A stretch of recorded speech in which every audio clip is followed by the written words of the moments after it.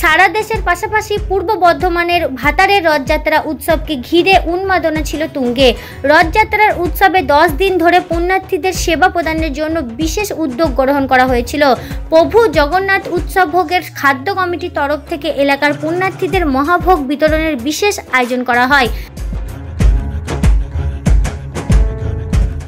ভাতা রথযাত্রা উৎসবের কার্যক্রম পরিসমাপ্ত হওয়ার পর প্রভু জগন্নাথ উৎসব ভোগের খাদ্য কমিটির তরফ থেকে ভাতার দাশরথী মঠে দিন খাদ্য সামগ্রী ও নগদ অর্থ তুলে দিলেন ভাতা রথযাত্রা উৎসব কমিটির সভাপতি অশোক হাজরা।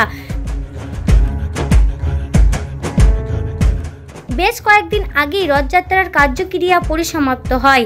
পরবর্তী সময় খাদ্য কমিটির সদস্য এবং রথযাত্রার সদস্যদের যৌথ পরিকল্পনায় ভাতার দাশরথী মঠে পাশে দাঁড়াতে এই মহান উদ্যোগ গ্রহণ করা হয়।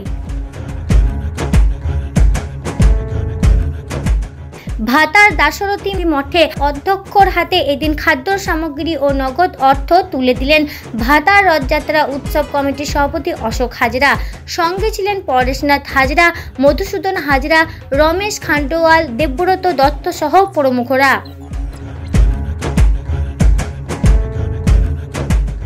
ভাতা রথযাত্রা উৎসব কমিটির সভাপতি অশোক হাজরা জানান, প্রতি বছর ভাতারের রথযাত্রা জেলার গণ্ডি ছড়িয়ে রাজ্যে এক উজ্জ্বল দৃষ্টান্ত স্থাপন করে।